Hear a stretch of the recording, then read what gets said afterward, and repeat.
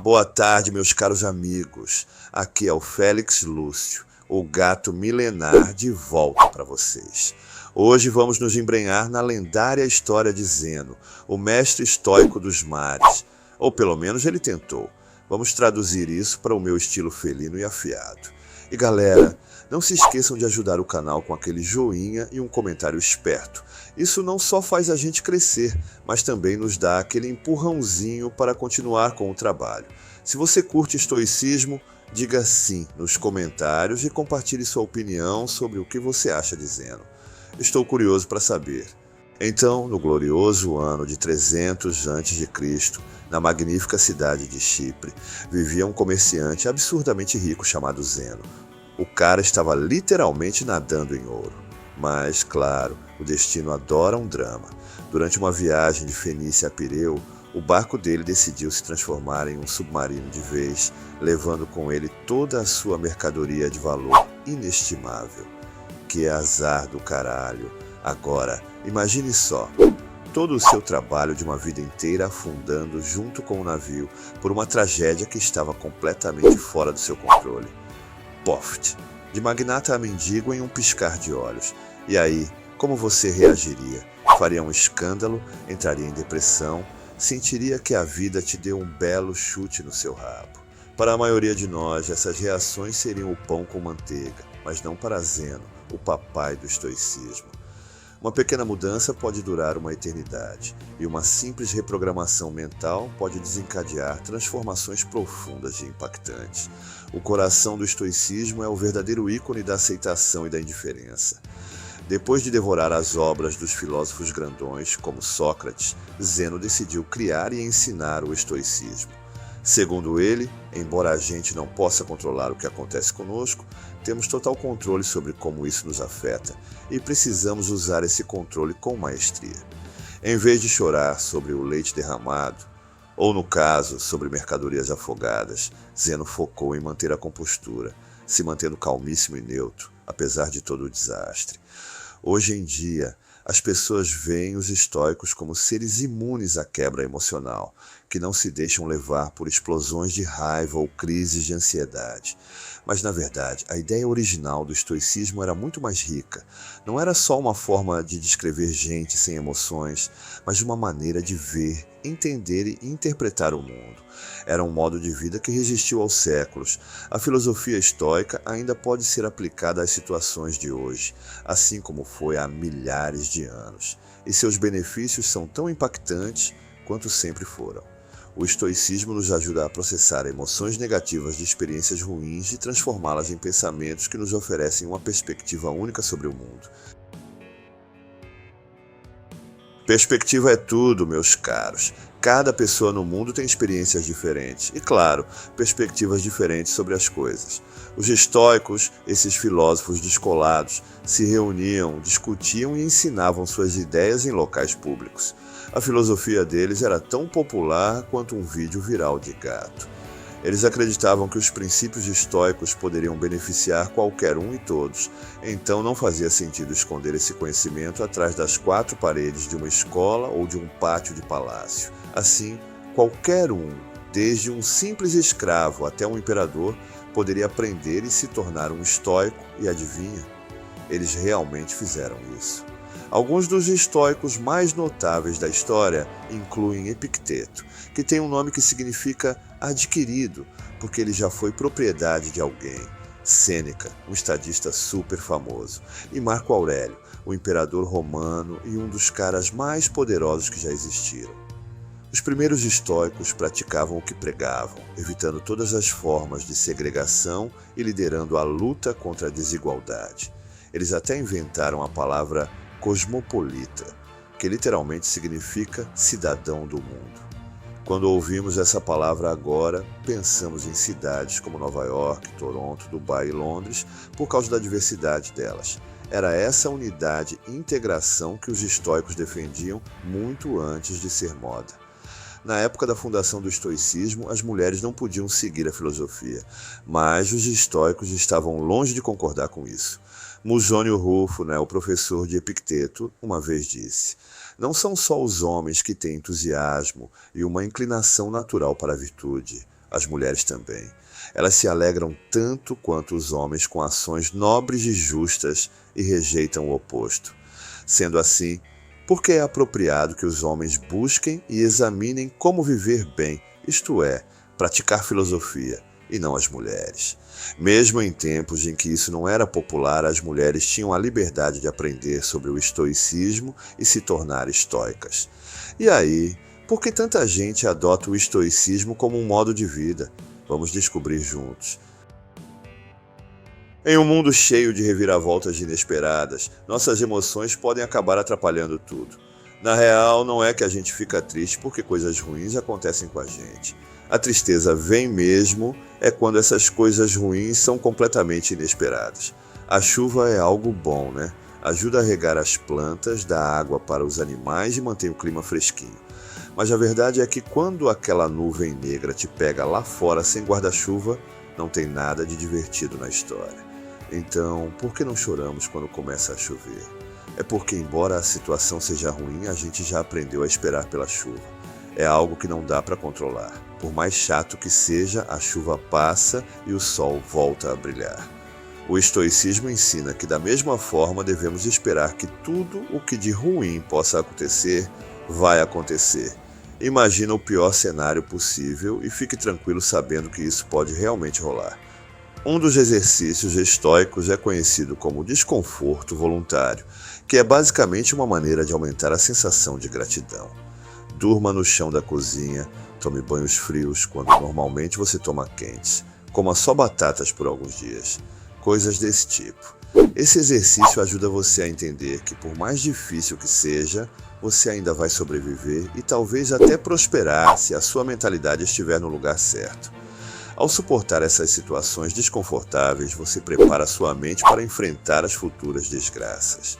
Com o estado atual do mundo, onde a publicidade nos sufoca o tempo todo, somos levados a acreditar que, se não tivermos o próximo grande lançamento, se não parecer de um jeito específico ou não ganharmos uma certa quantia de dinheiro, nunca seremos felizes.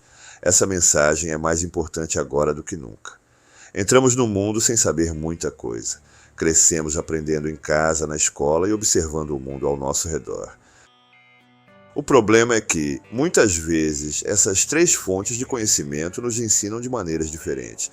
A pergunta é: precisamos mesmo absorver todo esse conhecimento? Se fizermos isso, podemos acabar criando expectativas irrealistas para nossas vidas, nos deixando decepcionados e insatisfeitos no final. E aí, meus amigos, isso não é jeito de viver. Em vez disso, deveríamos focar em melhorar a nós mesmos, por nós mesmos. Devemos fazer as coisas por nós mesmos e apenas por essa razão. Colocar esperanças externas ou expectativas secundárias nas ações que tomamos quase sempre leva à decepção. A maioria das vezes acabamos tentando preencher esse vazio com coisas externas, gastando todo o seu dinheiro em um carro luxuoso, uma casa ou até mesmo começando uma família. Às vezes fazemos tudo isso pelo valor externo e não pelo valor interno. Mas o estoicismo ensina que, se você abordar a vida dessa maneira, coloca sua felicidade nas mãos de forças externas, forças que podem falhar a qualquer momento. Carros sempre quebram, desastres naturais podem destruir cidades inteiras e as taxas de divórcio só aumentam. Mas até as coisas gratuitas na vida têm seu preço. O custo do espaço, tanto físico quanto mental. Como Sêneca escreveu uma vez, aprender a viver com menos criará espaço em sua vida para as coisas que realmente importam para você. Em vez disso, devemos colocar nossa felicidade em nosso valor intrínseco como humanos e em nada que possuímos ou possamos adquirir fisicamente. Devemos escolher fazer o nosso melhor para manter a calma, independentemente do que a vida nos lance, porque no final das contas não temos controle sobre a maioria das coisas que acontecem conosco, mas temos total controle sobre como reagimos a essas coisas. Essa é a dicotomia do controle, o princípio mais importante da filosofia estoica. Em palavras de Epicteto, a principal tarefa na vida é simplesmente isso: identificar e separar questões para que eu possa dizer claramente a mim mesmo quais são externas e não estão sob meu controle, e quais têm a ver com as escolhas que eu realmente controlo. Os estoicos ensinam que devemos aprender a separar o que podemos controlar do que não podemos. Precisamos determinar nosso valor não a partir das coisas que não controlamos, mas das que podemos. Buscar objetivos é uma boa característica, mas desmoronar quando as coisas não saem como planejado é, na visão estoica, um completo desperdício de energia. Fazer vídeos para o YouTube é, bem, muito mais fácil do que ser um imperador romano, mas ainda pode ser desafiador às vezes. Primeiro, você tem que formar a sua ideia, que leva uma eternidade, depois pesquisar essa ideia, descartar porque está uma porcaria, começar de novo, escrever o roteiro, criar o vídeo, editar, fazer a miniatura, título e tudo mais antes de clicar em enviar. Tudo até o momento em que você clica em enviar está nas suas mãos. No entanto, uma vez que você clica no botão de upload, o poder passa para o algoritmo do YouTube. Ainda assim, muitas pessoas julgam o sucesso de seus canais no YouTube ou contas do Instagram com base na quantidade de visualizações e seguidores, métricas que, na maioria das vezes, estão além do seu controle. Os estoicos ensinam que, em vez disso, você deve julgar o sucesso do seu trabalho com base na quantidade de esforço que você colocou nele, e não no resultado das suas esperanças externas. Confie no processo. Viver com menos significa se libertar das algemas sociais que você mesmo se prendeu. Pense em uma pessoa que tem trabalhado duro em seu trabalho nos últimos 6 meses. Ele agora sente que merece uma promoção, e então vai até o chefe com seu relatório de desempenho. O chefe diz obrigado, não concede a promoção, e ele volta para casa achando que deve ser péssimo no trabalho. Ele não considera que o chefe pode ter acordado com raiva. Outra pessoa pode estar mais qualificada naquele momento, ou talvez a empresa estava apenas perdendo dinheiro e não podia pagar a promoção. Ele não sabe a razão, mas ainda assim fica chateado. Se ele simplesmente colocasse seu valor na qualidade do relatório de desempenho que entregou, continuasse fazendo o que estava fazendo para ganhar a promoção que queria, poderia ter sido muito mais feliz no geral. Com a perspectiva certa, seu objetivo não teria sido diminuído, mas apenas adiado. É essa reinterpretação da mente que é crucial. Um verdadeiro estoico não avalia seu sucesso com base no ganho financeiro de suas empreitadas, mas é confortado pelo próprio esforço e integridade que investiu em cada desafio. O fato é que eles conseguem viver uma vida confortável sem todas as coisas que o dinheiro pode comprar. Então, quais são as 4 principais virtudes do estoicismo? Sabia que isso estava vindo? Vamos lá. Sabedoria é ser capaz de separar o que é interno do que é externo e a habilidade de escolher nossa reação às coisas que nos acontecem. Como Viktor Frankl disse, entre o estímulo e a resposta há um espaço. Nesse espaço está o nosso poder de escolher nossa resposta. Coragem. 2 palavras. Persista e resista. Simples assim. Não tem truque mágico aqui, só determinação. Temperança ou moderação é o que acabei de fazer aqui.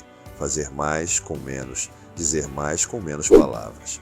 Enquanto Jeff Bezos e Elon Musk brigam pelo topo da lista da Forbes, os estoicos acreditam que o limite da riqueza deve ser simplesmente ter o que é essencial, e então ter o que é suficiente. Justiça é a mais importante de todas as virtudes. Ela instrui que ninguém deve causar dano a outro, porque todos nós nascemos para nos ajudar mutuamente, fazer o bem uns aos outros e não a nós mesmos. Nelson Mandela foi um dos líderes africanos mais famosos do mundo. Enquanto lutava contra o apartheid, foi condenado à prisão perpétua e ficou 27 anos preso antes de ser finalmente libertado. Quando foi liberado, foi eleito presidente da África do Sul. E muitos pensaram que ele ia punir brutalmente todos que tiveram algo a ver com o apartheid ou sua prisão. Mas, claro, ele não fez isso. Durante seu tempo na prisão, Mandela leu as obras de Marco Aurélio e aprendeu muitos dos valores centrais do estoicismo, todos os quais ele praticou ao longo da vida. Em vez de exigir a cabeça dos culpados, Nelson Mandela pediu ao seu povo que buscasse o oposto: relaxar e reconstruir. Ele enfatizou que o passado estava além de seu controle e que a única coisa que poderiam fazer era encontrar uma maneira de seguir em frente e construir uma nação melhor. Esse é o caminho do estoico. Na medicina moderna, o estoicismo está no cerne de procedimentos como a terapia racional emotiva comportamental e a logoterapia. A TRE ajuda os pacientes a identificar padrões de pensamento negativos que podem estar causando problemas emocionais e comportamentais. Permite que você desafie o raciocínio por trás desses pensamentos negativos com lógica. E quando você percebe que muitos deles são infundados, pode substituí-los por crenças mais produtivas e saudáveis. Já a logoterapia é baseada no princípio estoico de que os humanos são movidos por um propósito.